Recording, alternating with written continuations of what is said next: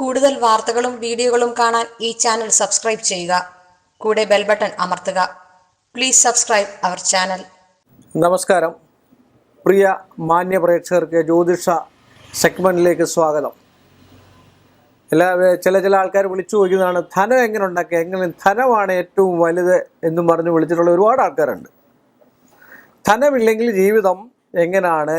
പറച്ചിൽ മാത്രമേ നടക്കുകയുള്ളൂ. ധനത്തിന് ധനം ഉണ്ടായേ പറ്റുള്ളൂ. ആരെ കൊന്നിട്ടാണെങ്കിലും ധനം വേണം, ആരെ നശിപ്പിച്ചിട്ടാണെങ്കിലും പണം വേണം, അല്ലെങ്കിൽ ഏത് രീതിയിലാണെങ്കിലും പണം വേണം എന്നുള്ള അവസ്ഥയിൽ ജീവിക്കുന്ന പല ആൾക്കാരുണ്ട്.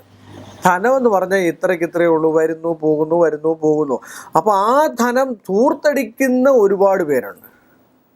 ഈ മഹാലക്ഷ്മിയായിട്ട് കിട്ടുന്ന, ഒന്നും അറിയാതെ കിട്ടുന്ന പണം, ഒന്നും അറിയാതെ വെച്ചാൽ ചുമ്മാതിരുന്ന് ഇഷ്ടംപോലെ ധനം ആർജിക്കുന്ന ഭൂസ്വത്തുകളോ അല്ലെങ്കിൽ അന്യഥാ വന്നിരിക്കുന്ന പണങ്ങളോ, ലോട്ടറി അടിക്കുന്ന പോലെ ആരിൽ നിന്നും കിട്ടിയിരിക്കുന്ന പണം, ഈ പണം എടുത്ത് ധൂർത്തടിച്ച് വലിയ ഇത് കാണിച്ചിട്ട് ആൾക്കാർക്ക് മറ്റ് സദ്യ വിളമ്പി കൊടുക്കുന്നു, അല്ലെങ്കിൽ മറ്റു കാര്യങ്ങൾ നടത്തുന്നു, ഇങ്ങനെയൊക്കെയുള്ള ചെയ്യുന്നു. പക്ഷെ അവൻ കഷ്ടപ്പെട്ട പണമേ അല്ല, ധനമേ അല്ല.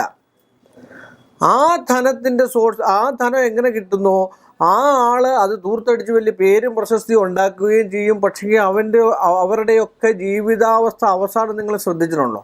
വളരെ പരിതാപകരമായിരിക്കും. വളരെ കോടികളും കോടാനുകോടികളും ഉണ്ടാക്കുന്ന ആൾക്കാരുടെ എത്രയോ ആൾക്കാരുടെ മക്കളും സന്തതികളും വളരെ മോശമായിട്ടാണ് അവരുടെ അവസാന ഘട്ടങ്ങൾ വന്നിരിക്കുന്നത്. ഒരു ജീവിത സുഖം കാണത്തില്ല, ഒരു മാനസിക സുഖം കാണത്തില്ല, അന്ത്യാഭിലാഷ എന്തോ ആണെന്ന് പോലും ചെയ്തു കൊടുക്കാൻ കാണത്തില്ല.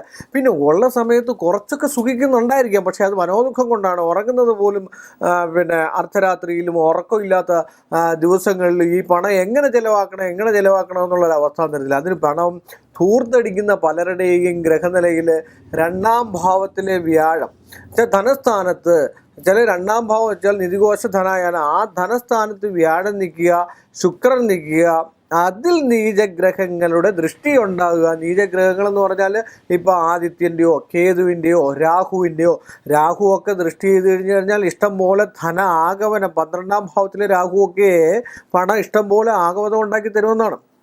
ഈ പണം ഇഷ്ടംപോലെ ദൂർത്തടിച്ചങ്ങ് പോകണം. ദൂർത്ത് ഏതിലേ പോകുന്നു എന്നറിയത്തില്ല. അവസാനം കഷായിക്കുന്നതായിട്ടുള്ള, അവസാനം മോശമാകുന്നതായിട്ടുള്ള ഒരു അവസ്ഥാന്തരമാണ് മിക്കവാറും ഉള്ള ധന അഭിവൃദ്ധി ഉള്ളതും, അല്ലെങ്കിൽ ലോട്ടറി അടിക്കുന്ന പോലെ പൈസ കിട്ടുന്നവർക്കും ഒക്കെ തോന്നുന്നതായിട്ടുള്ളൊരവസ്ഥ. അതുകൊണ്ട് രണ്ടാം ഭാവത്തിലെ ആ ഗ്രഹം ഏതാണോ, ഇപ്പോൾ വ്യാഴമാണെങ്കിൽ മഹാവിഷ്ണു സങ്കല്പമായിട്ട് ഈശ്വരനെ വിളിച്ച് മുന്നോട്ട് പോവുക, ശുക്രനാണെങ്കിൽ ദേവീ സങ്കല്പത്തിലും ഗണപതി സങ്കല്പത്തിലും മുന്നോട്ട് പോവുക. ഇങ്ങനെയൊക്കെ കണ്ടു കഴിഞ്ഞിട്ട് ആ പണത്തെ ഐശ്വര്യ സ്വരൂപമായിട്ട്, കാരണം വെച്ചാൽ മഹാലക്ഷ്മി എനിക്ക് തന്നിരിക്കുന്ന, നമ്മൾ ഒരു കാര്യം മനസ്സിലാക്കും, പണത്തെ സ്നേഹിച്ചെങ്കിൽ മാത്രമേ പണം നമുക്കുണ്ടാവുള്ളൂ.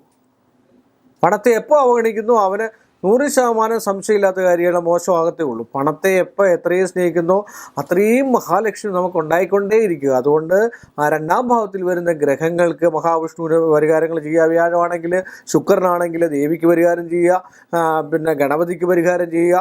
ഇപ്പം കേതുവാണെങ്കിൽ ഗണപതിക്ക് പരിഹാരം ചെയ്യുക, ചൊവ്വയാണെങ്കിൽ മുരുകനോ ഭദ്രകാളിക്കോ പരിഹാരം ചെയ്യുക, ചന്ദ്രനാണെങ്കിൽ ദേവിക്ക് പരിഹാരം ചെയ്യുക. നീചഗ്രഹങ്ങളുടെ ദൃഷ്ടിയില്ലാതെ ഇങ്ങനെയൊക്കെ പരിഹാരം ചെയ്തു കഴിഞ്ഞാൽ ഇങ്ങനെയുള്ള മോശമായിട്ടുള്ള നശിച്ചു പോകുന്നതായിട്ടുള്ള ഒരവസ്ഥ ഉണ്ടാക്കിയ ധനം കൈമുതലായിട്ട് നിൽക്കാനായിട്ട് ഈശ്വരൻ സഹായിക്കും.